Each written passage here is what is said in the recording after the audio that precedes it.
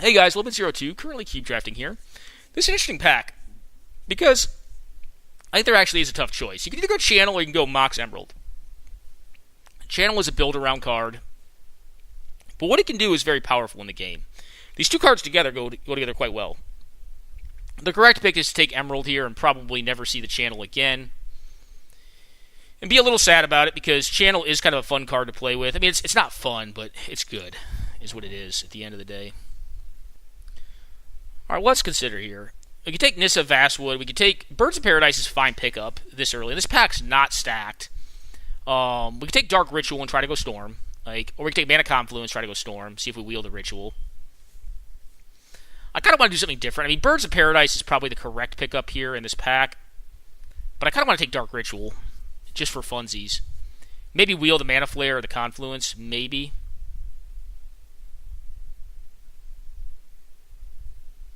Birds has got to be right, though, right?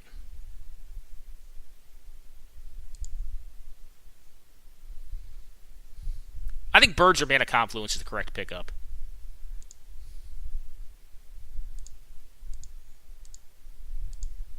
Fun or correct?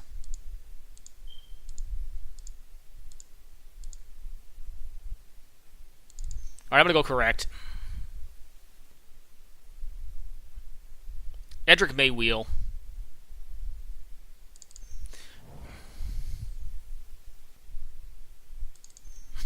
Alright, this is what we're going to do.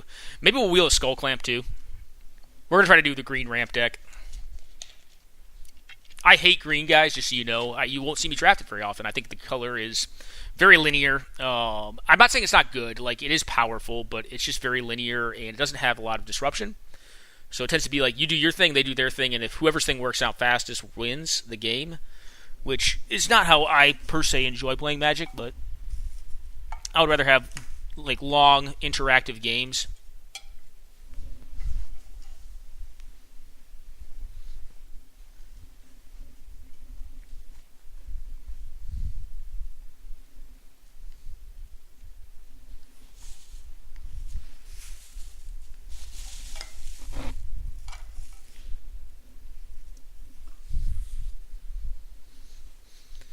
Channel will not come around, but Channel can go into some, like, basically non-green decks, go into combo decks. But typically speaking, the reason I didn't like the Mox Emerald and the Channel being in the same pack is because Channel is a card that folks will take and then jump into green. Which means we're probably going to start fighting resistance in our deck. Despite thinking it's the right pickup there over Channel. You could have gone a completely different direction with that pack too. Alright, what's going on here? Alright, the player behind us and in front of us both taking their time. Oh, actually, no, it's this gentleman right here. Dead KO. You're holding up the train, buddy. Holding up the train.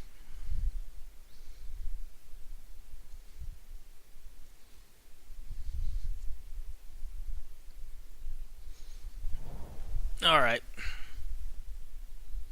Oh, there's Sundering Titan, which is a pretty good payoff. There's also Scavenging Ooze, which is just fine. There's Winter Orb, which is actually fine in this style of deck, too.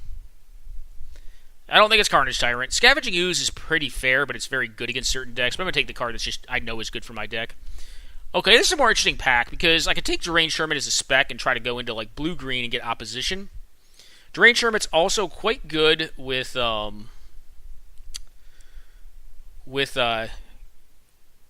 Craterhoof Behemoth, if we go that route. And there's Tireless Tracker, which is more of a green X card, but it can be played in this deck as a card engine, which is not bad. I'd rather have a card engine like the Skull Clamp that we saw. And Skull Clamp, like, is a weird card. Like, people either like love it or hate it. Like, it either goes late or goes early, right? It is very powerful, but it goes in, I think, only a couple decks. It would be very good in this deck. I mean, Deranged Hermit and all these dorks, like, transmuting into cards is good. It's very powerful.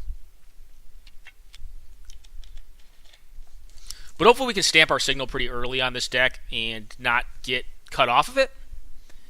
Because I think we have a decent start for it. I mean, knowing that we pass Channel is a liability, but, you know, someone could take that and then just not see good green cards and get off of it relatively soon. I may be being hopeful there, though, because, I mean, Channel is a card that you just generally want to play.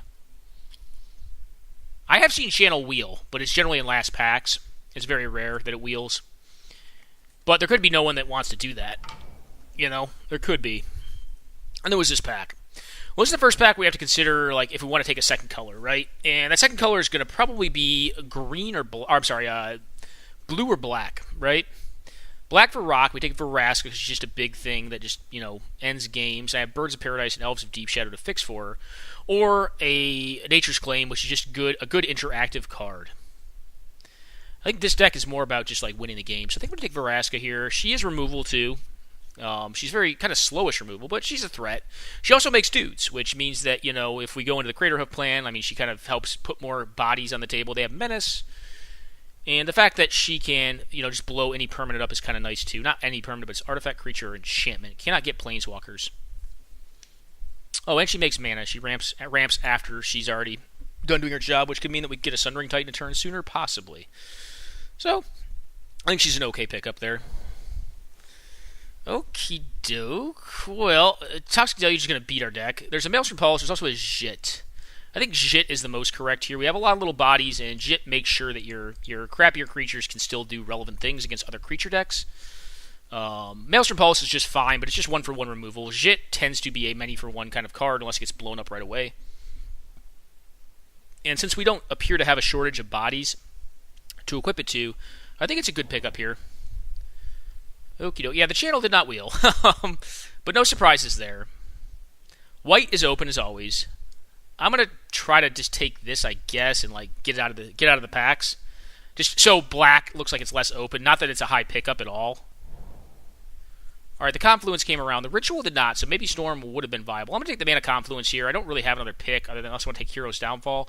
But a double black spell does not feel like where I want to be. And then I'm gonna Wiffle Waffle back over, and I'm gonna take Edric here because Edric goes best in this style of deck. Even if I have to cut the Vraska, or I could play like a splash of black and then like play like blue-green.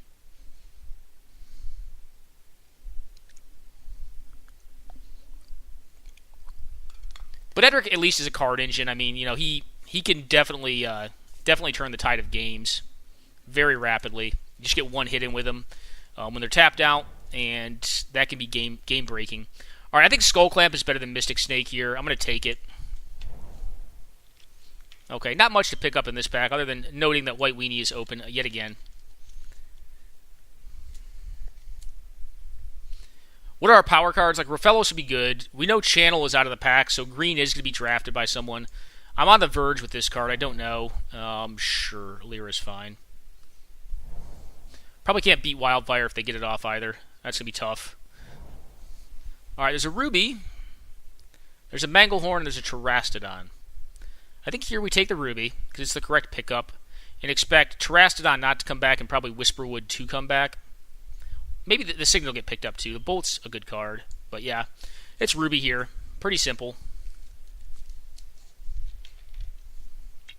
I think we want to be as close as we can to a monocolored deck because we have Sundering Titan. I mean, you can go two-color with Sundering Titan, but it tends to pay to be as few colors as you can be with Sundering Titan, obviously. Or no colors at all, just cast it off like Mishra's Factories and colorless lands, and or non-basic land types. This deck's pretty medium so far. It's okay. It's not great. Nissa did not come around in the last pack either, but that's still a pretty good card.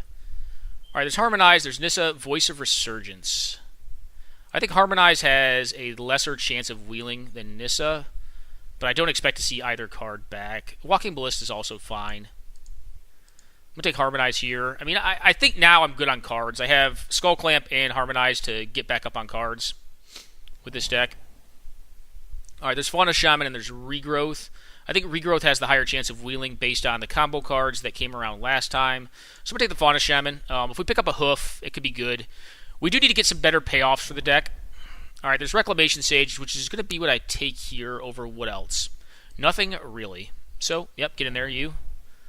Alright, Obstinate Baloth over what? Mindslaver? Yeah, I'll take the Baloth. I mean, it's not really optimal for the deck, but it's a 4/4 body. It can carry a Jit. It keeps you alive against aggressive decks. It's good against him. It's good against, I guess, Mind Twist, stuff like that.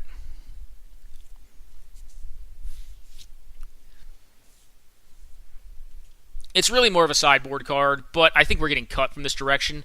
Next time, I think this next pack, because we passed the channel, so someone like 1 to 2 seats down from us probably picked it up. I think the next pack, we're going to have a great shot at green cards, so we probably need to look to exploit picking up good splash cards during this pack, because they're going to be getting the first look this pack around, and then we'll be getting the first look next pack around in green. Which we kind of knew would happen when we took Emerald over Channel. I mean, it's kind of a given. And maybe we should have just taken Channel for signaling purposes there.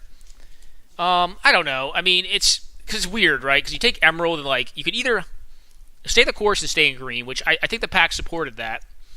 But we had to go in knowing that our pack 2 was going to be bad. So I don't think you don't take either card. I think there is a definite argument for taking Channel over Mox Emerald.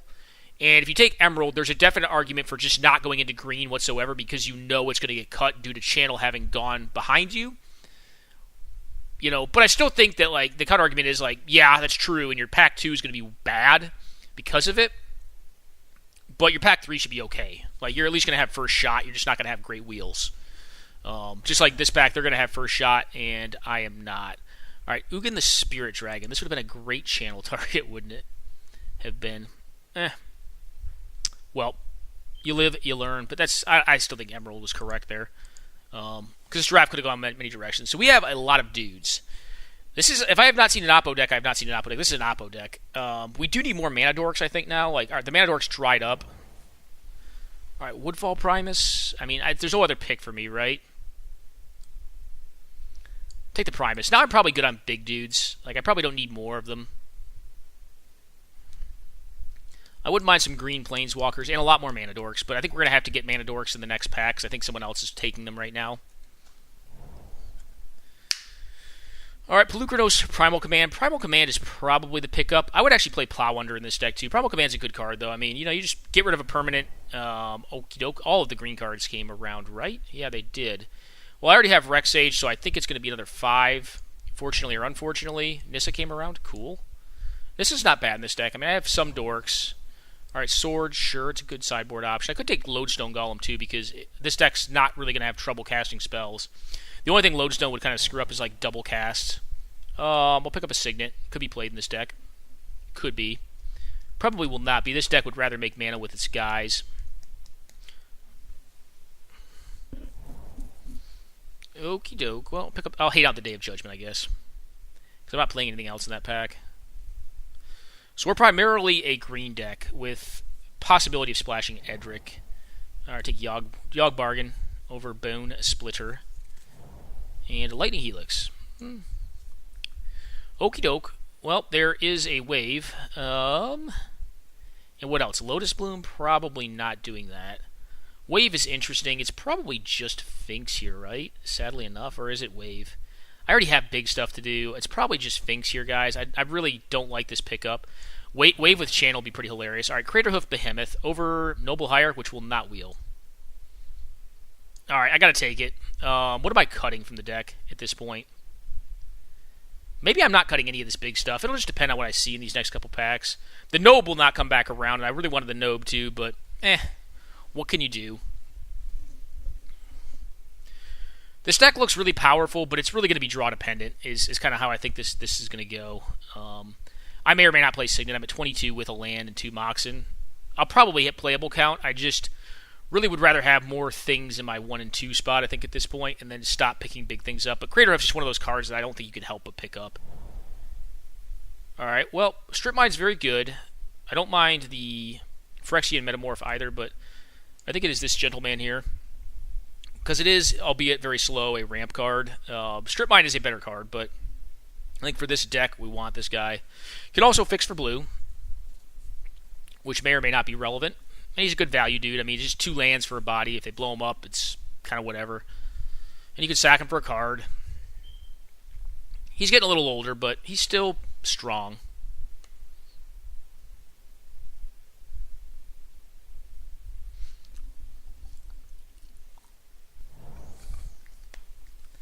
Okay, the Survival of the Fittest, which is interesting because it's a tutor engine, but it's more of a black card, is it not?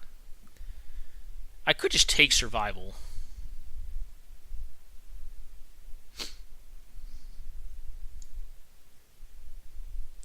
Because Furtow's Gearhulk's just another 5, and it's kind of replaceable. I feel like it's kind of replaceable.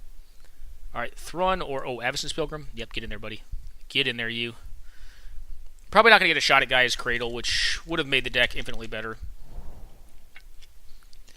Vivian Reed's a good pickup, though. I like that.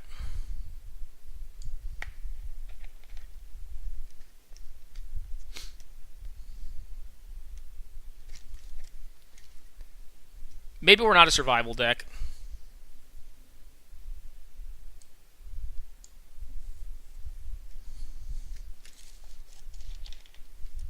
I mean, there's a chance the Noble comes around. I'd be kind of shocked because it's probably the second best mana dork in the format. Well, 1 mana dork. Green Sun Zenith? Yes, of course. Over Wasteland.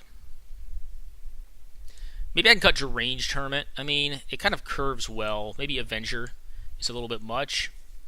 Or I cut Woodfall Primus. I mean, it's a way to deal with permanents, but Avenger is probably better in this deck than Woodfall is. About reanimating anything, so...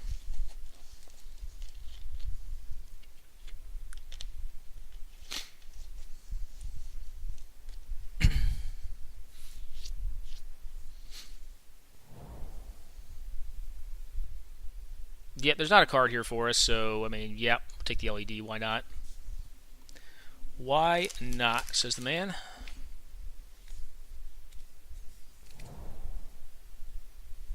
Okay, Lotus Bloom, does that do anything for me? No, maybe I'll sideboard into this maybe. Against other green decks, possibility. It is a possibility, rather.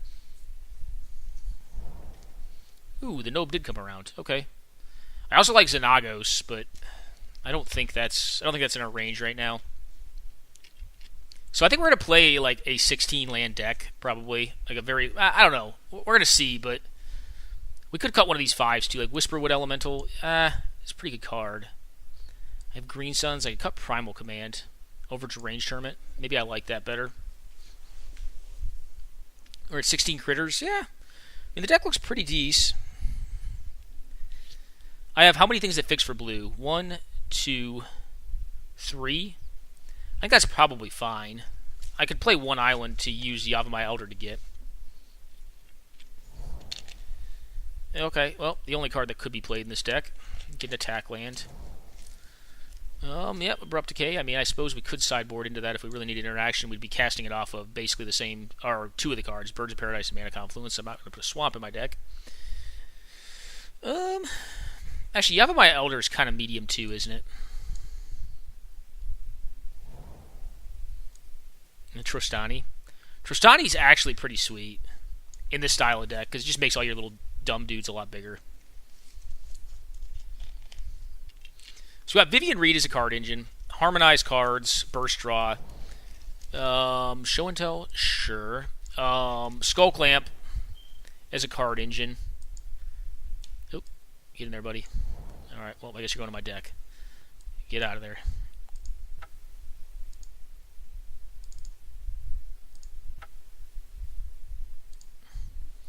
This is 15 lands. I probably need to be 16 with this deck. I have a lot of big cards, but I also have a ton of dorks. What do I want to cut? Is it Yavimaya Elder? I think it... Well, I don't know. I have Nissa that makes dudes, Deranged Hermit, Avenger. I think this is a 16-lander. Oh, wait, no, I'm at 16 now. Alright, Yavimaya, get back in there, you. Moto always puts you 1 short. I don't know why. I think that's better than Primal Command. I have a few 5s already. I could be wrong on that. It could just be Primal Command. One of the things that I always screw up with these green decks is I misinterpret the curve because of all the 1-drop mana producers. And sometimes I end up with too much low-end stuff as opposed to enough high-end stuff just to win the game. This hand's really bad. I'm going to mull this. Alright, this hand is also bad, but I'm going to keep it. Yeah. I'm going to top that.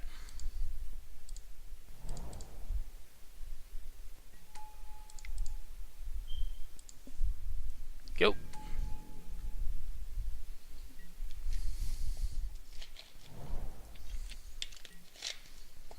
Okie doke.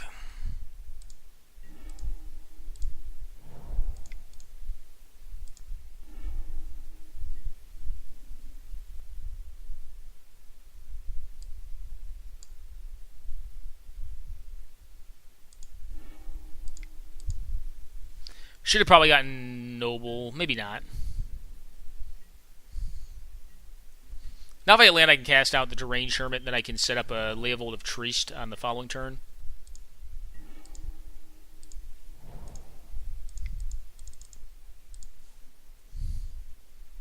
Counterspell? Nope.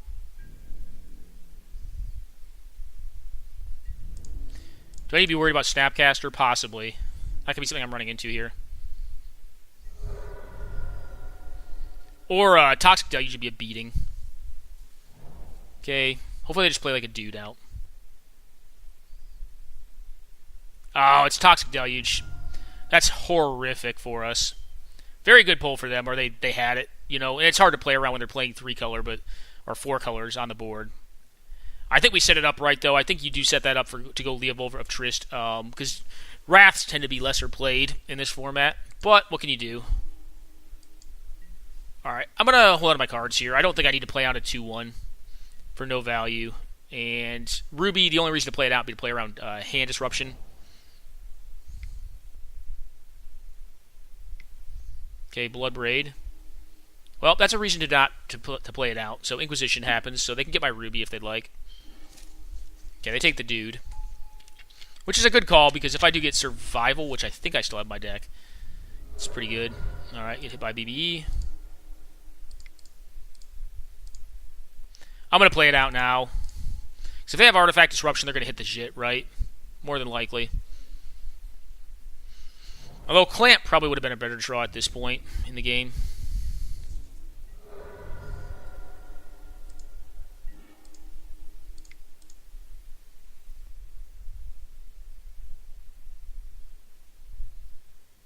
They couldn't counter this guy.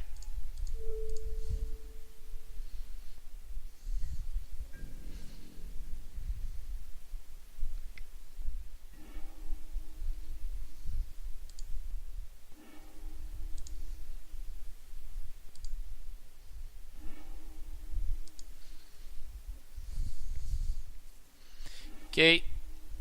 They took the bigger pile. Interesting. Well, they have a lot of cards, so the mana could be very relevant for them here.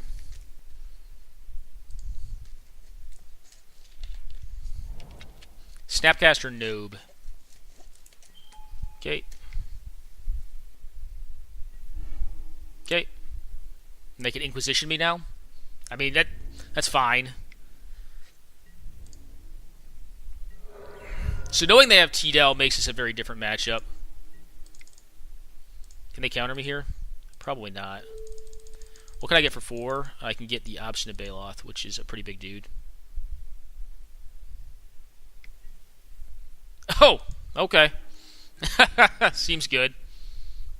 Seems good, man.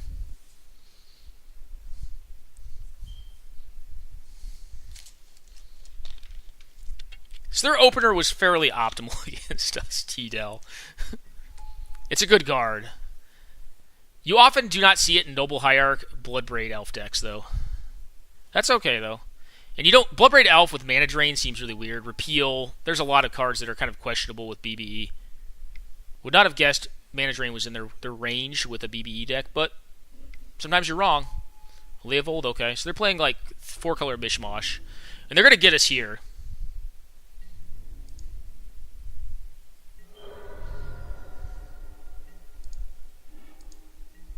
Alright, I'm just dead. I'm going to go ahead and concede this one. Go ahead and pack it in. So we know they have Drain and BBE. Is the sword worth it? The sword actually may be worth it because I can buy back dudes in an attritional matchup. What would I cut for it, though? Vivian Reed's still good. I like Whisperwood Elemental. I probably can't cut a dude, can I? Clamp is still, I think, decent. I didn't see a lot of artifacts. Maybe I can cut this dude. Let's try something like this. I mean, this gives me a Sword of Light and Shadow, which is kind of like, you know, it's fine. Yeah, this is a keeper.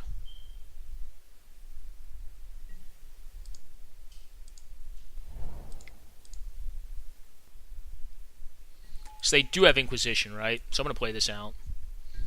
They have not shown me Artifact Destruction.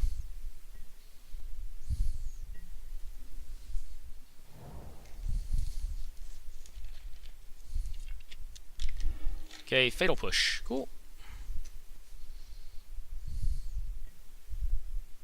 I think here I just land my Walker and just start going to town on it. Start putting things into play.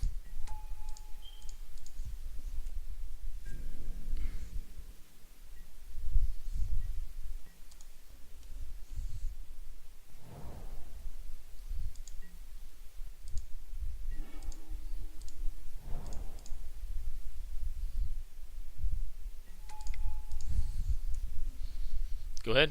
They could have Abrupt Decay, too, at some point for this thing. We'll see. I mean, their range is obviously pretty deep on their card pool because they're playing 4-color, but...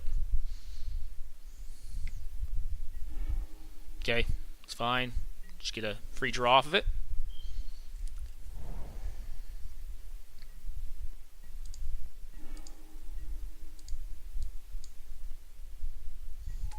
I really don't want to run into mana drain, so I'm just gonna sit back right now. They can drain this if they'd like.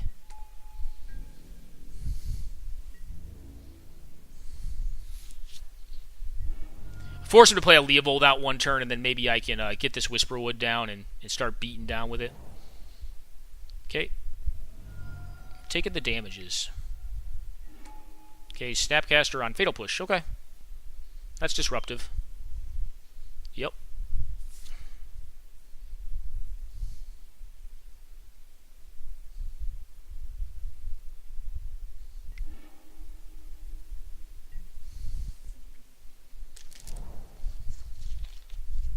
You see a Bloodbraid Elf here? Okay, yep.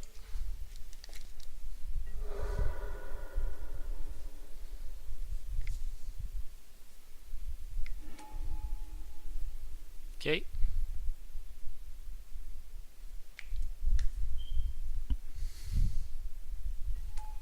Okay.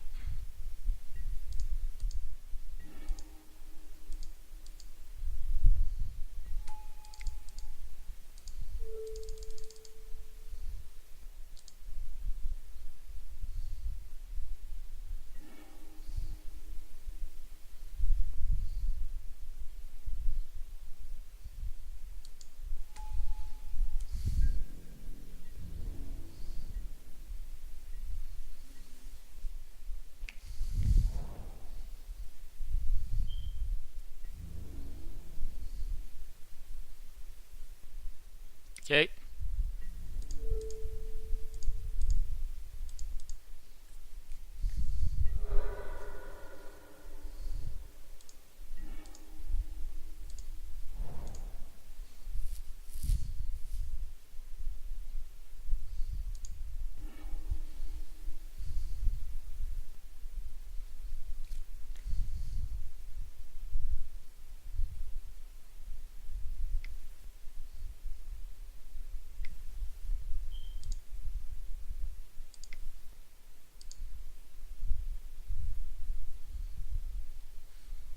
Interesting play there.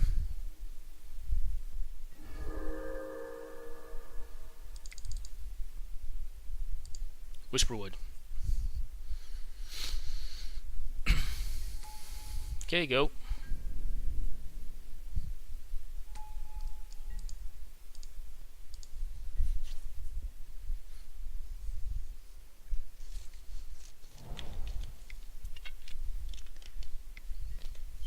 Okay. BBE coming up. Cool.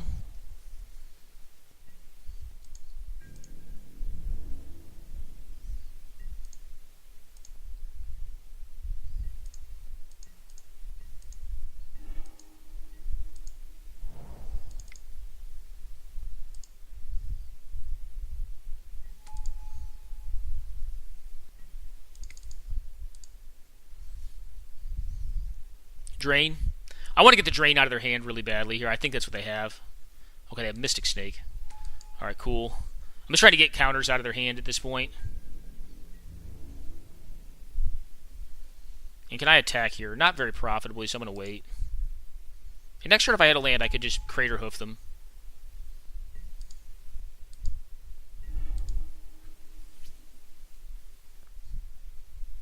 They get to Inquisition me and take nothing. That's nice.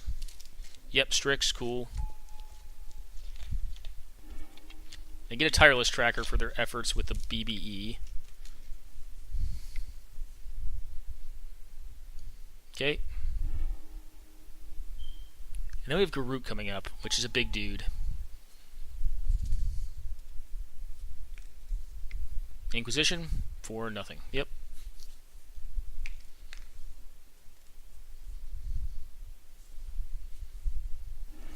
So if I hit a land, I probably win. So it behooves them to leave back some number of blockers, right?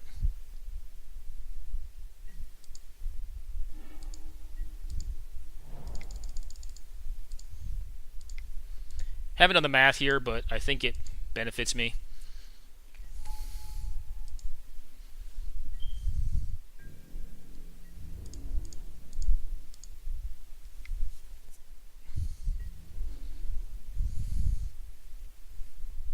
Okay.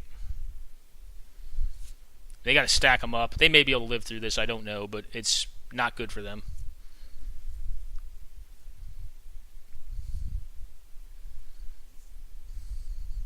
Okay, yep.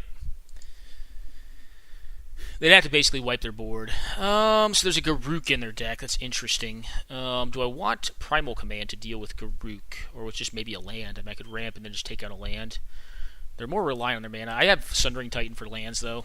I'm going to just do this. This deck's definitely missing a few things. I mean, it's missing like a Rofellos, a Natural Order.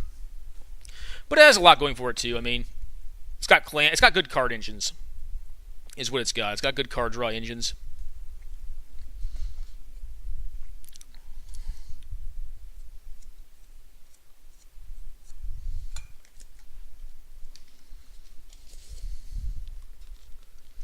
Which is always a plus. The problem is just not very interactive.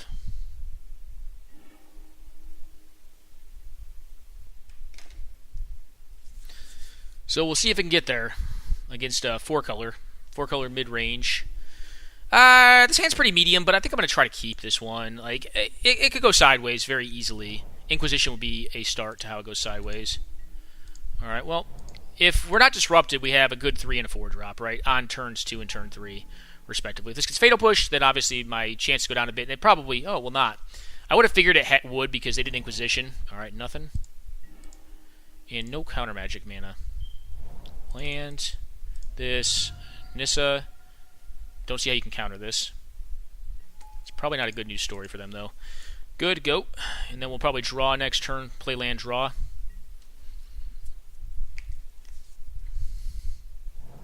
Okay. Okay. So unless they have Remand, the Harmonize should go off. And I think Sundering Titan, if it resolves, is going to be very good against them. And if it's not, then I've got Nissa ticking up, and Nissa is a card engine, is pretty good. That's kind of, I think, the front we need to beat them on, is just through mass of cards. So we can't interact very well. So massive cards, I think, is going to be important. So I think my engines are going to come into play here pretty heavily. And with Harmonize next turn, we could end up finding like something along the lines of Skull Clamp. My hope is they're debating if they want to Inquisition here, and I hope they do, because obviously I don't have a good card for them to Inquisition. At this point, I just have a 4 and an 8. Yeah.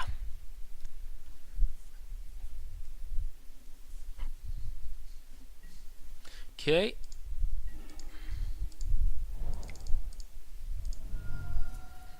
Harmonize. Make a dude. Go.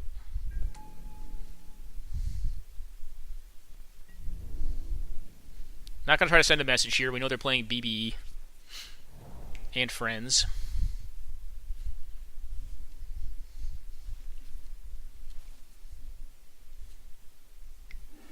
Okay, repeal one of the plant tokens. Cool.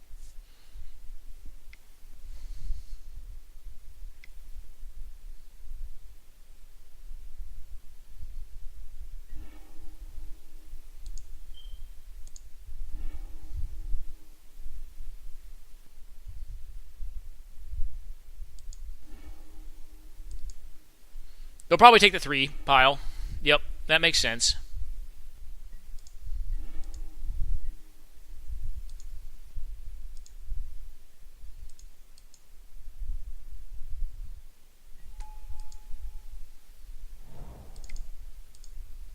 I think it makes sense to get Jit online right now.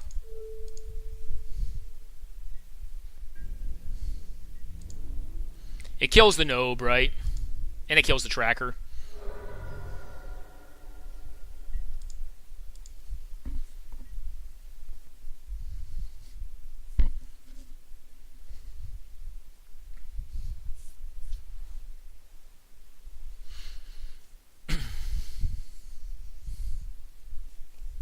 And it leaves Nissa, it presents a new problem to allow Nissa to keep on ticking. Yep. And this is why I played out the Umezawa's shit over the Obstinate Bailoff. They're going to whiff on Inquisition, which is bad for them.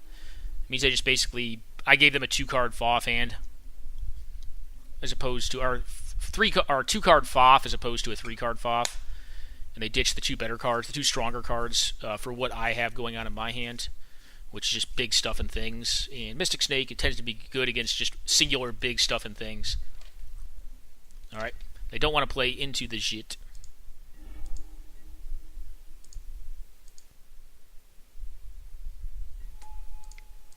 I'm going to show a Skull Clamp right here, because it's spooky.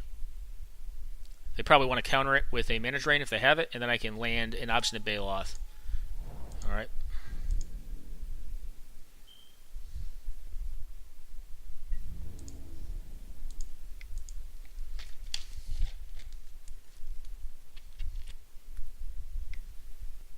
Okay, it is dead.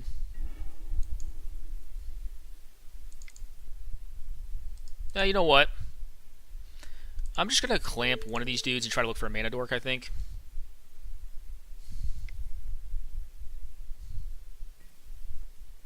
Okay. Into Repeal? Okay.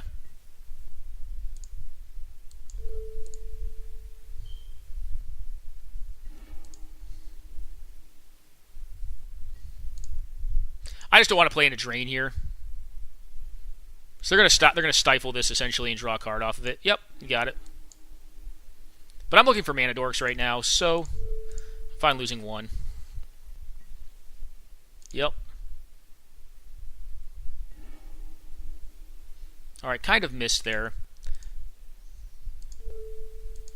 I'm just going to equip and say go.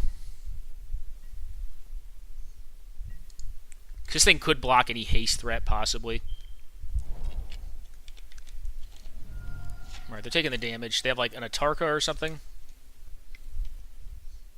Oh, could be the silly... No, it's not that. What is this? Alright, Vraska. Okay.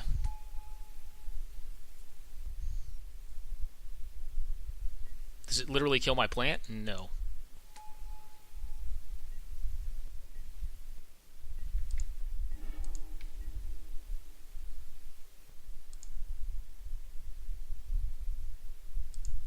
I'm going to be discarding at this point.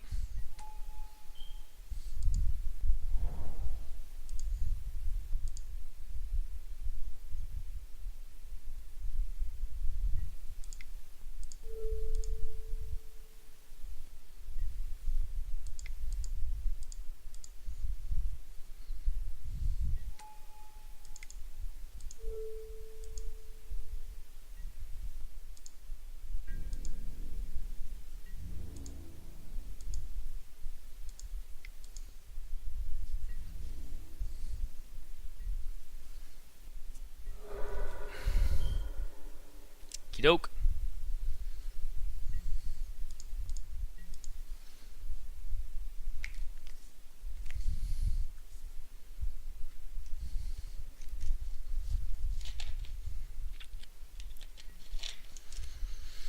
Alrighty.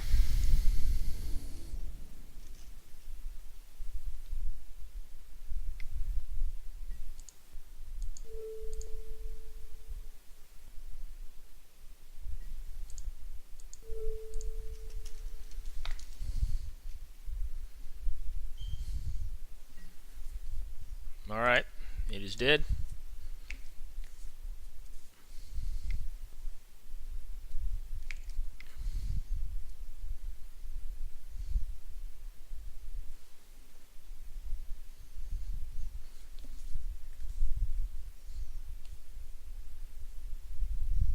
Strix. Strix is cool, but it's not blocking a sword, right? So they have to blow up the sword and lose the Vraska.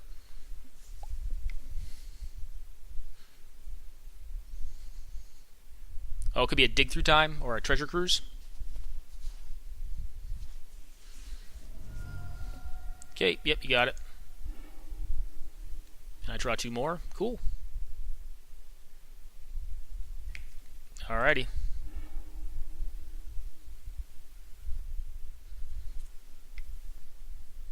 And Tireless Tracker, yep.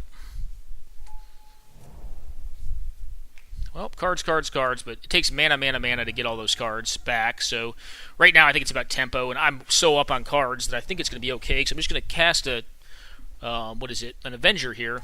Okay. Yep.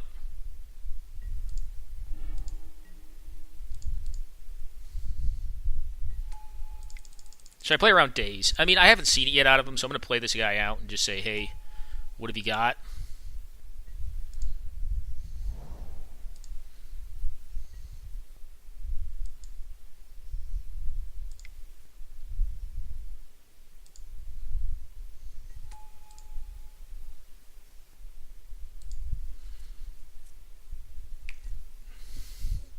All right, go.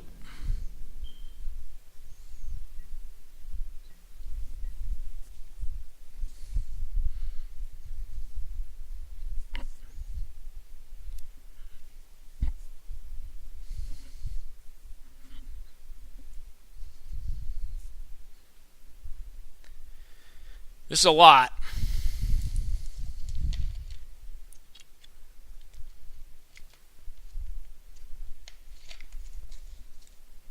They popping a clue? Yeah, they're popping clues. All right, that's good for me.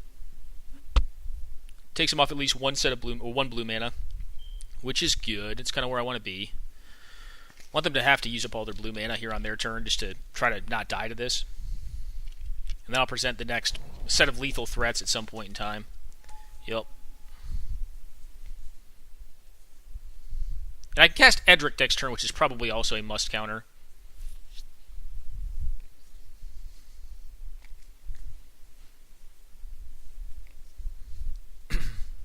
Killing the Avengers also not really a great solution because I have the sword, right? Alright, well, if they're just going to pop 3 clues looking for an answer here, I don't think they're going to find it, yeah. Alright, guys, well, that was kind of interesting. Went 2-1 against 4-color mid-range. Lost the first game, but post-board, knowing we're facing, did a little better. Tito in the first game just owned us. I don't think you play around Wrath game 1 in Vintage Cube often. Because Wraths tend to be, in my opinion, their lower pickup cards, because there's a lot of strategies that do not involve a ton of creatures. And it was almost kind of a non-bow, just a hedge bet. It was because their deck was a true mid-range deck. It just had a lot of different sub-themes going on that were, some worked together, some did not. This hand is fine. Yeah, it's a keeper. I mean, it's a little mana hungry, but it has Edric to get back up on cards, and if we can ever land a deranged tournament, it's probably, and we're not disrupted, it's probably going to be game over on just card advantage. But obviously, like a hand like this, and this deck in general is just hoping to fight against like mid-range decks. Like it's not really good against combo, and if this is red deck wins, that's going to be a tougher matchup too, I think, based on our initial draw. Because I think we're going to have our birds bolted and, you know, get Goblin Guided turn 1. Is that what's happening here? Or are we going to see a Jackal Pup? Alright, we're playing something. If they're just bolting my face, I think I'm fine with that. Oh, they're debating. Alright, they must have multiple 1-drops.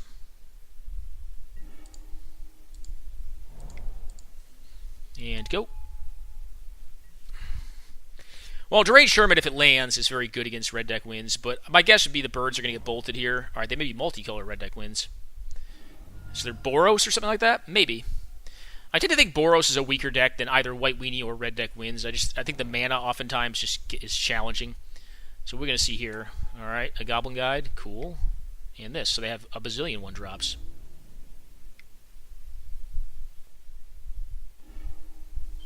Okay, elves.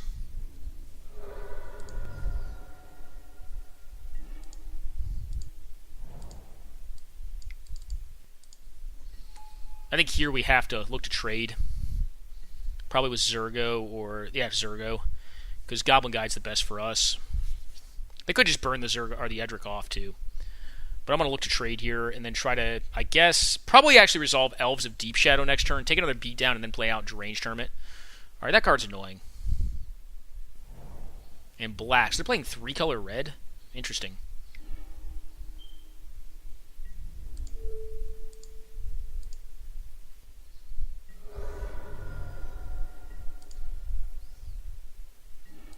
So I think the right play here is to actually just harmonize so I don't take free 2 damage and then try to natural into land and hope my birds don't get bolted. Yeah, that's better. Because then I can cast a 5-drop out. I mean, I'm taking a huge time beat down here, so we'll see if I can live through it, right? Alright, Bitter Blossom, whatevs.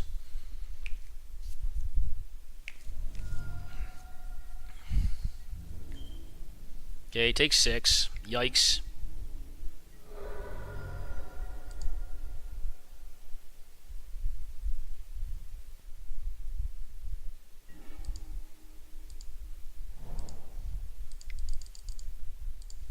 Deranged Hermit.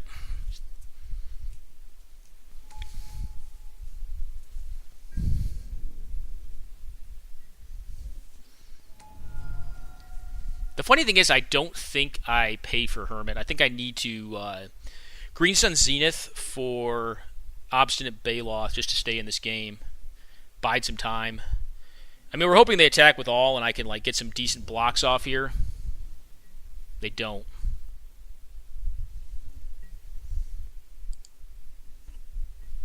Nope.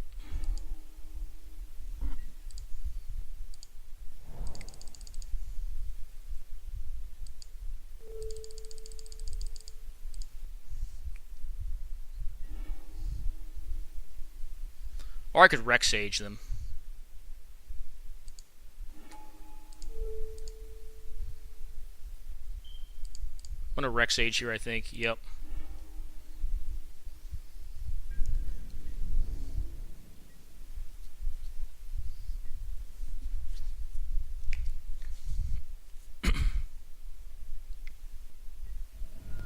Okay, Abbott. Cool. Okay, Gideon, ally of Zendikar. Cool.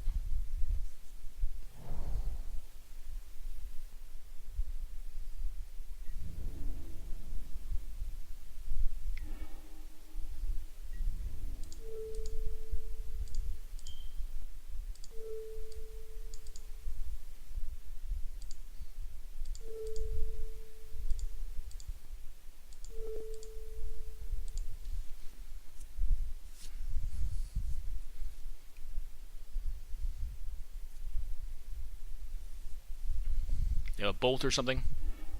Okay, a braid. Cool.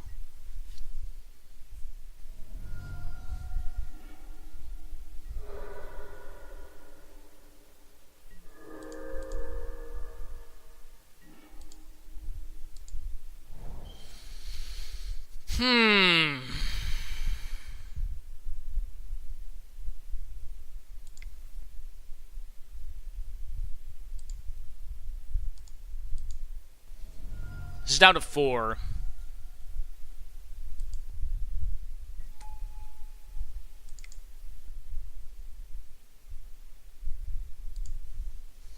Down to 2.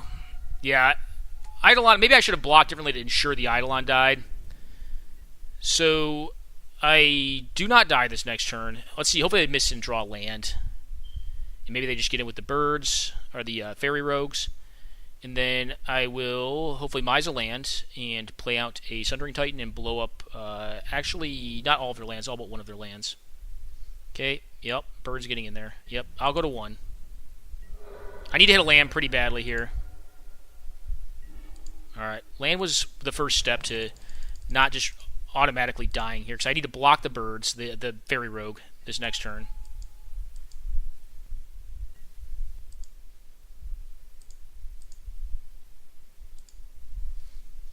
Okay.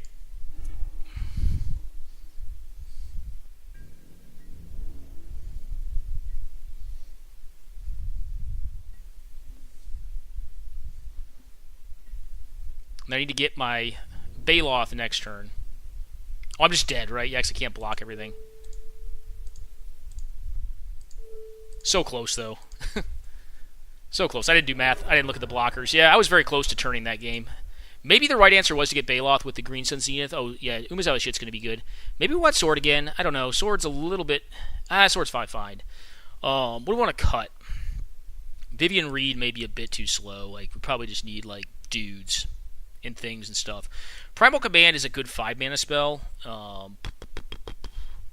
Craterhoof, I think, is still fine. I like Sundering Titan in this matchup. I think Rex Sage is still okay-ish. What do I not like in the matchup? Fauna Shaman may be a little too slow. Maybe Edric is just a little bit too slow, too. It's just a little too hinky. Alright, I'm going to sub it like this. Put the sword in to gain life and get back dudes that die in combat.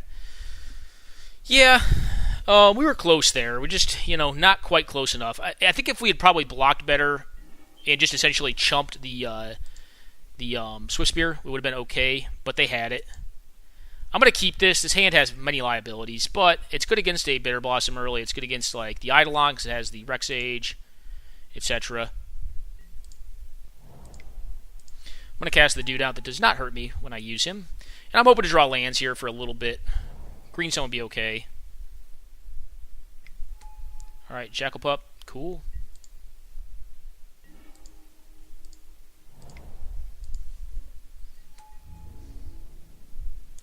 Okay. Now, if I don't hit land, I'm probably not going to block here. I'll block here if they like cast a Bitter Blossom out turn 1 pre-combat. Because then I'm just going to be using the mana for Rex Age. That'll get in. Okay.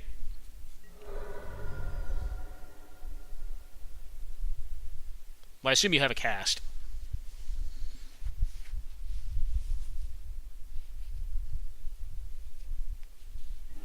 Yep. Okay.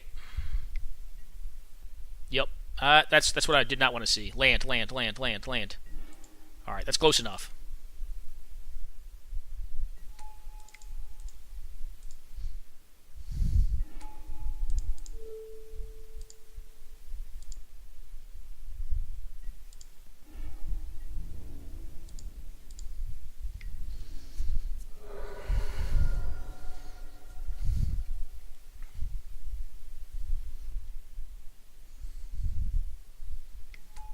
Okay, Goblin Guide. Land. Thank you, deck. J-Pup's getting totally blocked here, yep.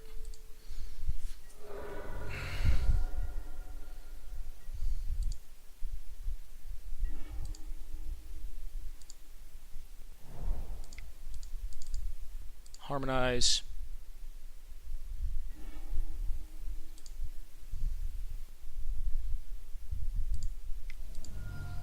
Go. I'm not blocking, right?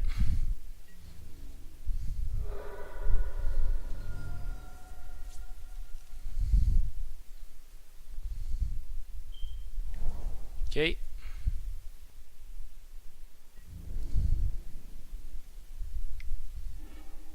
Forest, nice.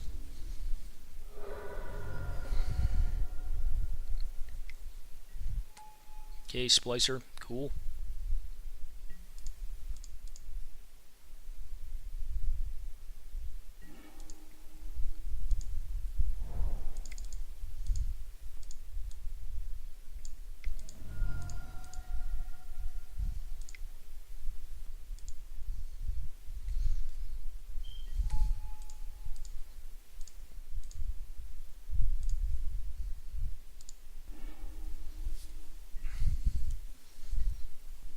Okay.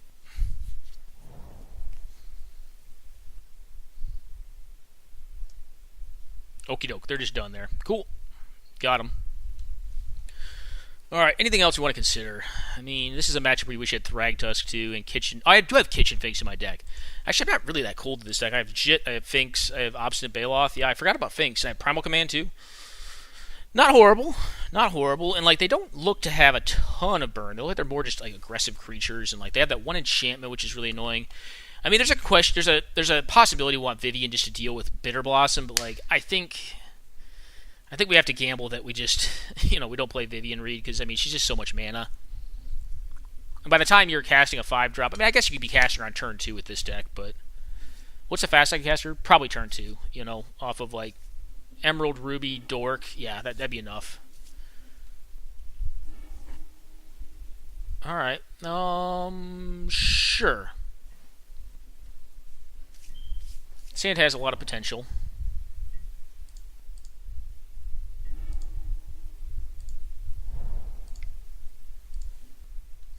Say go.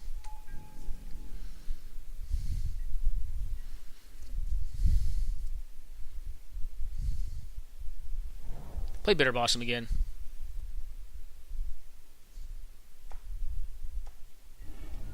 If they play Eidolon, I get punished here, don't I? Well, I guess I don't. Bitter Blossom. Alright. This dude.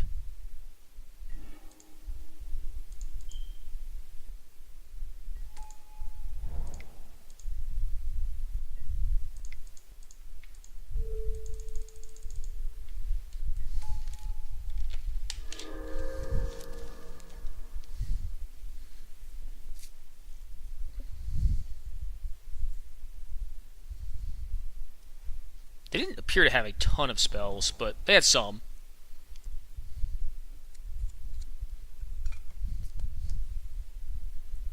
Sulfuric Vortex, maybe?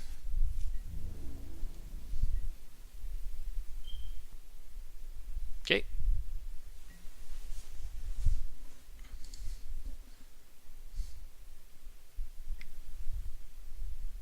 Okay.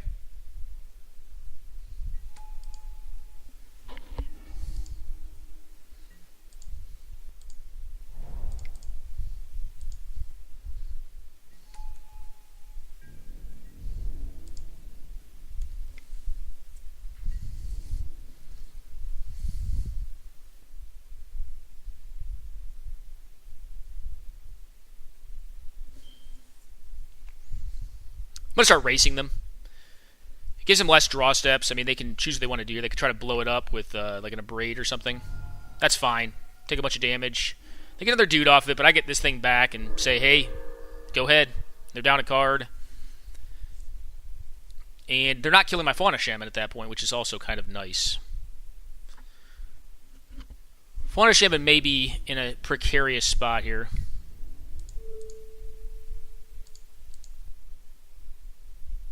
Okay, yep.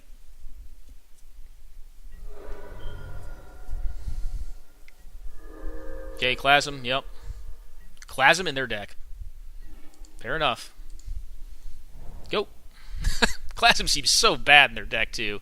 I guess I could situationally use it, but if you draw it at the wrong time, it's just so horrific. Alright, pup. Cool.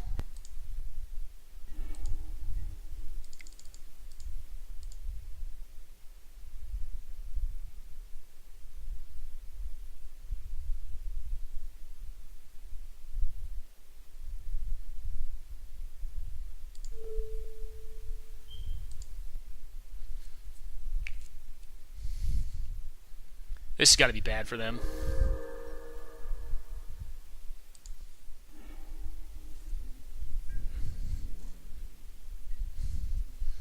The Whisper Hood.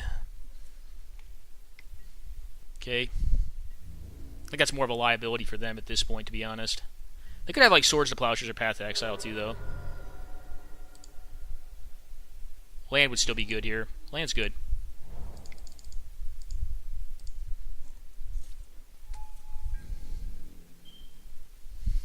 Alright, they don't have Path.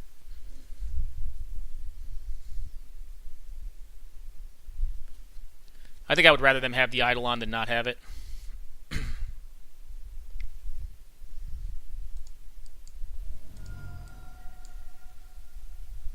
Okay, that's fine.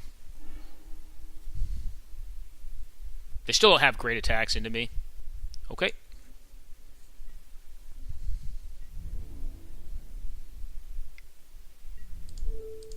I will trade my forest.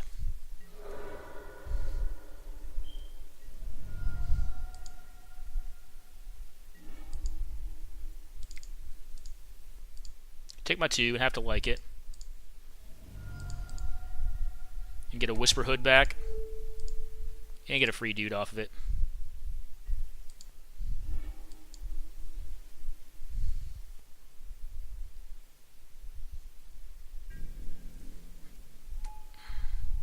As a Harmonize. Card I'd probably rather draw, but if I had a land here, I'm still pretty good, right? So I'm at 6. 7 allows me to get Avenger down. A bunch of 0/0s, but nothing really that cool after that.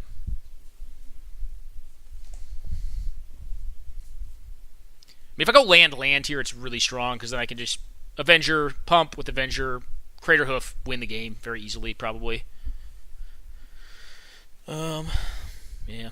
I think Primal Commanding for the Whisper was probably correct. I mean, could have also gone Obstinate Baloth, but like that feels a lot worse than just getting like a threat engine down, a card advantage engine that's also a threat engine in a matchup where it looks like our creatures are going to far outshine theirs in size. That Clasm was pretty wicked, though. And nothing. Okay. Well, they could be running Mana Tithe.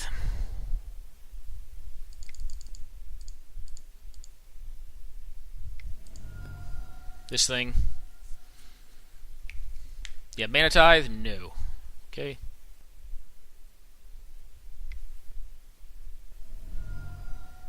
Okay. It still does the operative part, which is putting all these stupid things into play. I'll attack with these two. Go.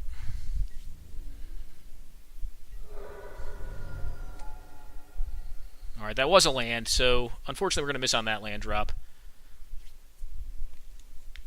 They probably cannot win this. Are they just dead next turn? They're at 1 next turn at a minimum. And I'm at 25 life. I don't think there's a way they can get me here. They obviously sideboarded in a more interactive deck, which I think kind of takes away from how they had their deck built. Because, I mean, they won the first game unsideboarded, right? Alright, what do we got? Like an Elsbeth or something? Alright, this thing. Okay, yeah, you got it.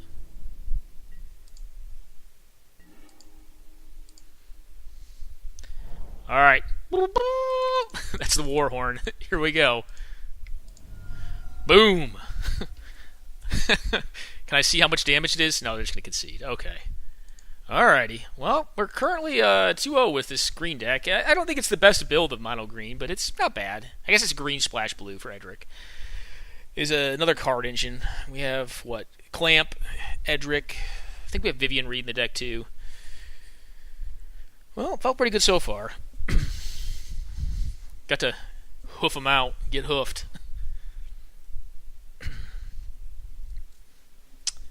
And yeah, this is like, I don't draft green that often in this format, guys. I do not think it's good. We've gone 2-1 in both our games. Just, I think solely because like we just can't interact. You just like drop your stuff and say, hey, is it good enough?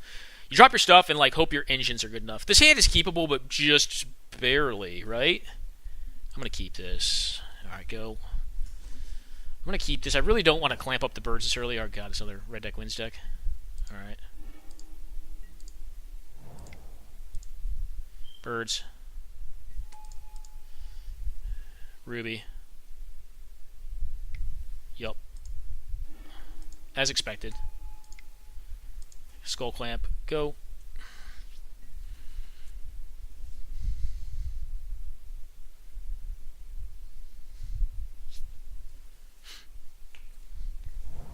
Okay, they're possibly Jeskai as well. So clamp is probably better than this. Probably should have tapped Ruby. Not probably. I should have tapped Ruby there.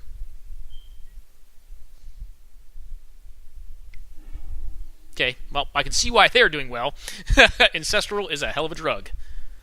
And it could be on a twin shell, a Jeskai twin shell. Jeskai is a very good color pie. This could be a Dak Faden. I can feel it. Dak. Oh, just this guy. Okay. This guy is much more beatable than Dak.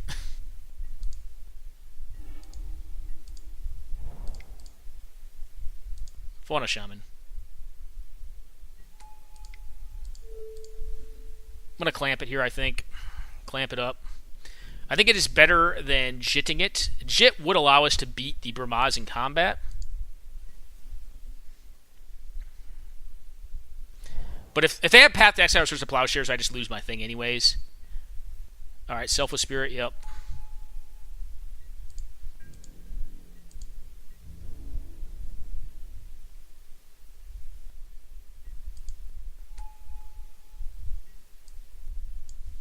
That's coming through. I'm going to take 4 here. If they had the kill spell, they would have killed it because they don't want me to draw here. I really wish this card had Vigilance. I guess that could be said of a lot of cards. And then I'm going to stay back and block, I think.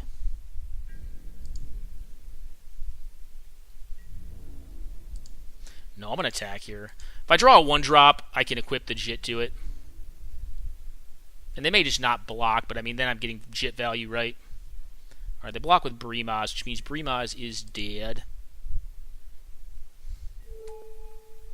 Okay, yes, I want to hit Brimaz first.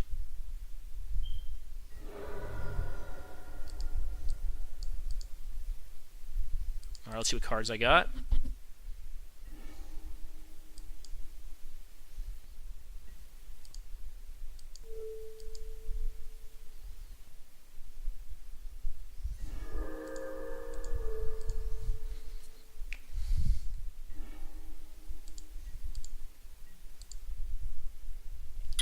Alrighty, here you go.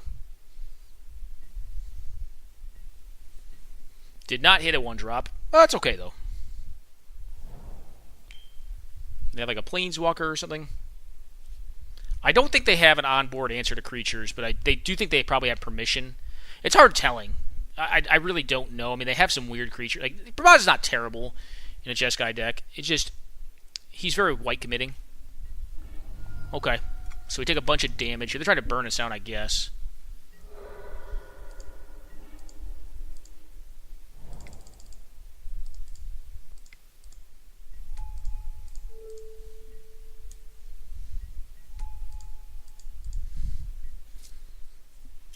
What is under this? A land, okay.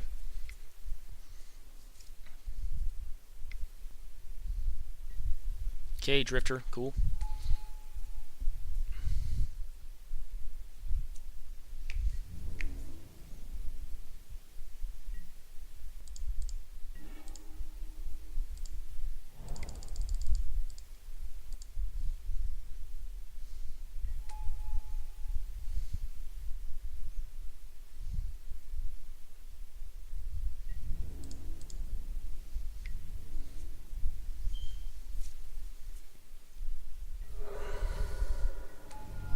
Alright, this is a straight up race, where he's telling me. Gonna put me to 8 here.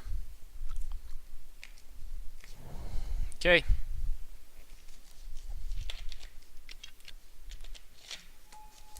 I should turn off auto yields here. Am I dead to burn? Could be. Could very well be. Yep. Alrighty.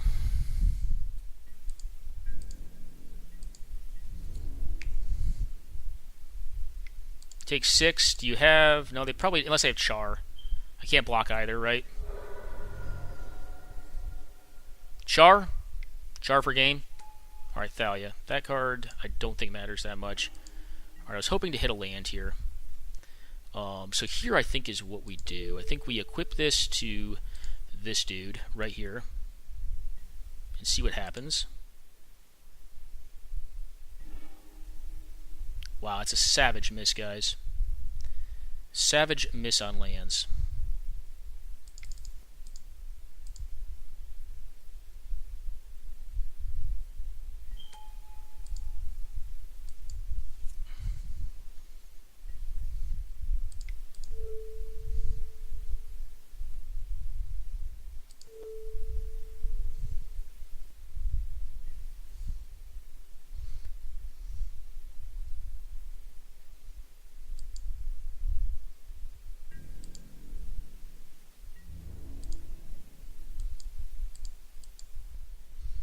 Let's do the math here. None of this has trample, right? So if... They probably have burn in hand, so I need to send at least lethal at their face, right? So let's just do this for now. Can I knock out the Elsbeth if they block out the lethal? Or, if they block all of these, they take 3 plus not enough.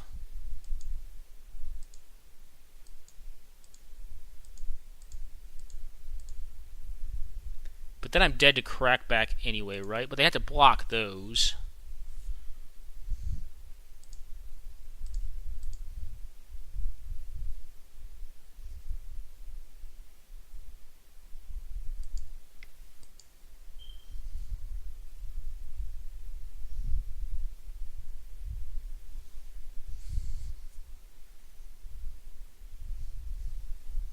I should have attacked with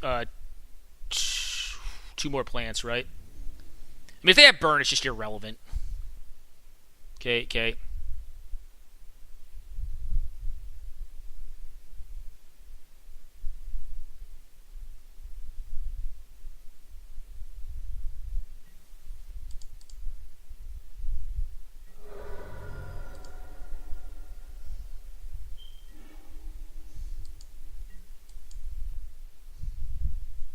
And I am just dead. I'll go ahead and concede here. We'll wait a second.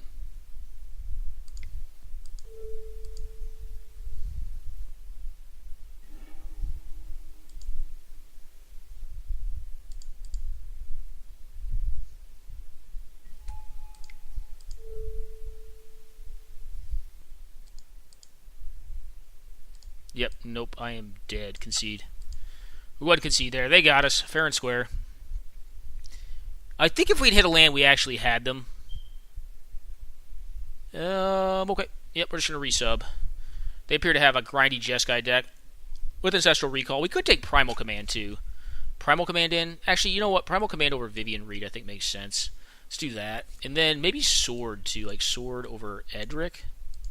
Because they are predominantly... It looks like their threats are predominantly white. And Sword is a good way to get life and also recurse my own threats against, like, their removal. So, yeah, it's good for racing.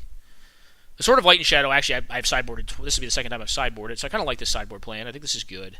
Edric's fine, but like it just dies to burn very easily. I'd love to play first. Hand's a keep. It's not phenomenal, but it's a keep. That's for sure. It doesn't really have any like mid range. It doesn't have any like middle ground. But birds go.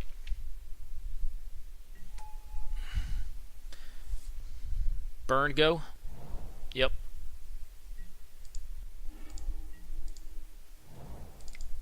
Shit.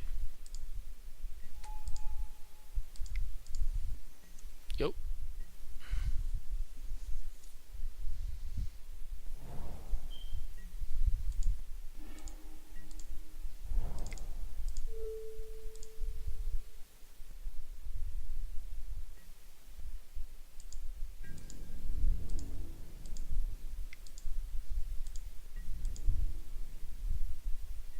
They just don't have it, I guess. So here's the question. If I play this Elves out, I go to 6 mana on board. I can't go to 7 by next turn. So I think actually I wait on playing Elves out so I can play around like a Fiery Confluence or something along those lines. Maybe that was... No, that's probably right. Fiery Confluence will kill my board and blow up my Jit is what will happen. So I think that's their holdings right now. I think their holdings is pretty exactly... Fiery Confluence. But the good news is at least my Nobe survives, right? And I think I would rather have Nobe around over the Birdie Birds.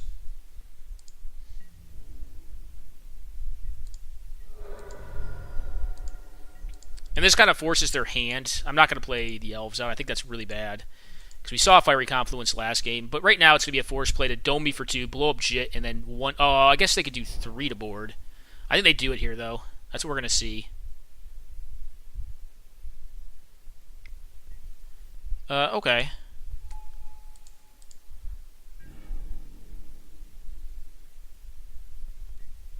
Okay. I was not expecting that. Their range for keeps may be different than my own. So this is 5, 6, 7.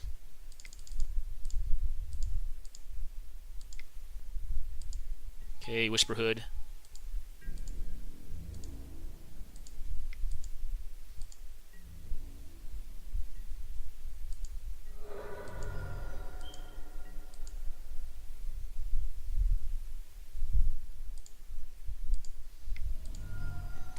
I mean, if they're going to Confluence here, they're going to Confluence here. I'm going to set myself up for the strongest play next turn. I'm not going to blow this Angel up. This Angel does not worry me. I'm going to leave counters on my Jitte. Which I could lose here, but I'll save a Noble Hierarch, and I'll save a Whisperwood Elemental, right? Alright, it's Phoenix. Okay. Again, this card does not worry me. This thing does not have haste. This thing gives Vigilance and, what, Trample? Trample Vigilance? Okay.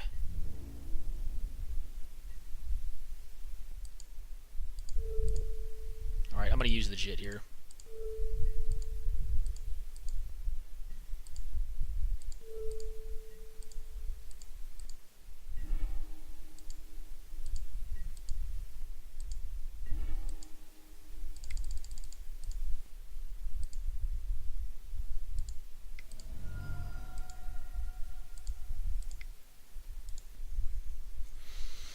And go down a land drop, but also blow up 3 of their lands, right? Which is, yeah, game over. Cool. Alrighty.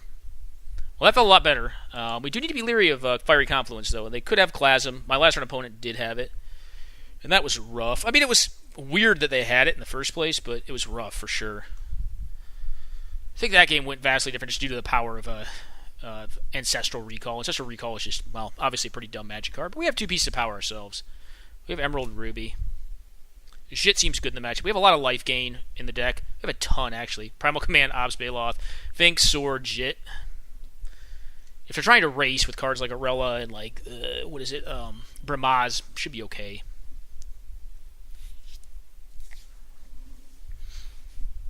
Hoof may be a little too ambitious, but I still think it's worth having Hoof in the deck. They didn't show us a lot of counter magic. If they're playing cards like Bramaz and like a bunch of burn, it could just be that they're splashing blue for Ancestral and a few key cards. I think I can do better. Alright, this is better, but barely. That's going to the top.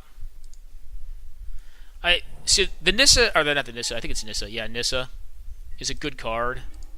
But what do I do here? Fauna Shaman? Probably save it for later. Alright, they cannot pump it this turn.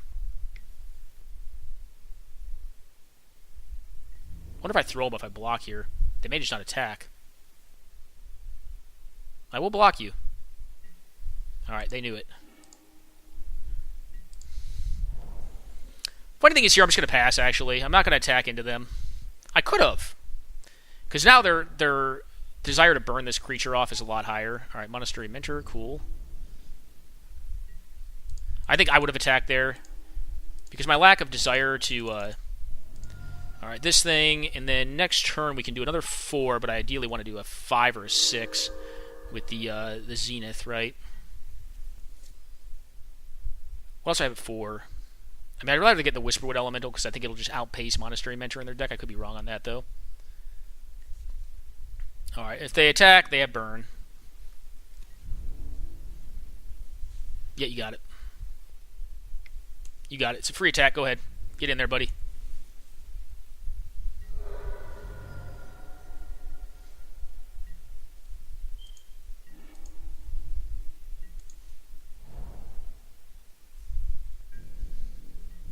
Go ahead. I just gotta draw through this, I think. If they miss on land again, I feel pretty good. I'm not gonna block your Stud of War. You'll show me a burn spell, and I believe you. I believe you have burn.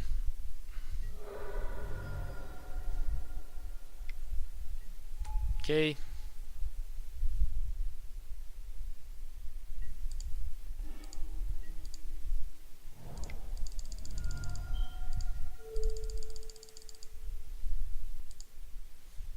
Alright, Whisperhood. Or Deranged Hermit's also another option. I think it's Whisperhood.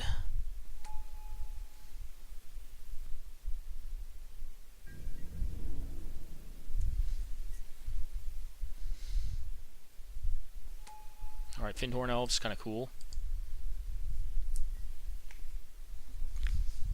I'm getting a big mana at this point, so... Alright, Sword of Fire and Ice. Cool. Alright. But they are tapped out, so they can't really attack with the stud anymore. So now I do want to find a Rex Sage, and I don't really want to find it with flipping it. Get in there for 1, cool.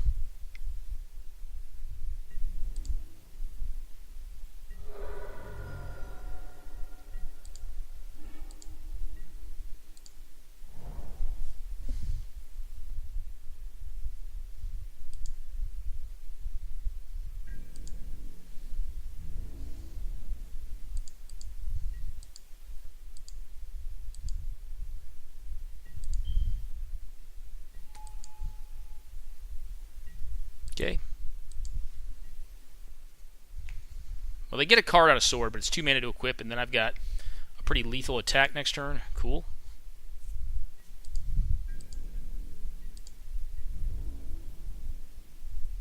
Can't block it. Yep, gets me.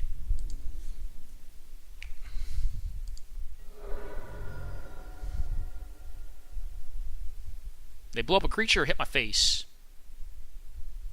They blow up the Elves of Deep Shadow, then I'll probably flip the Fyndhorn Elves, right, on their end step. They hit my face. Alright, they're going to go greedy. They're going to try to win quickly. They think I'm just on lands. And I have been on lands for a long time here. I don't need to turn this face up.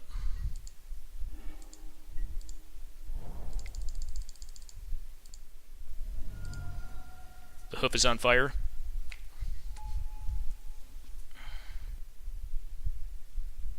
That's game over. Alright, they can kill that thing, cool. But this trigger already went on the stack, so it gets the bonuses, right? Oh, it's number of creatures, okay.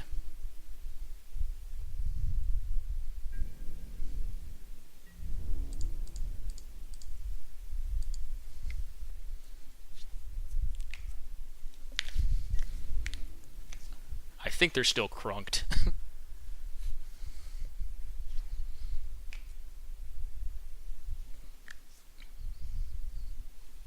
Okay. Okay. Okay.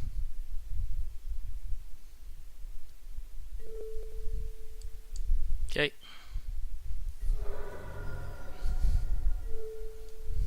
Yep.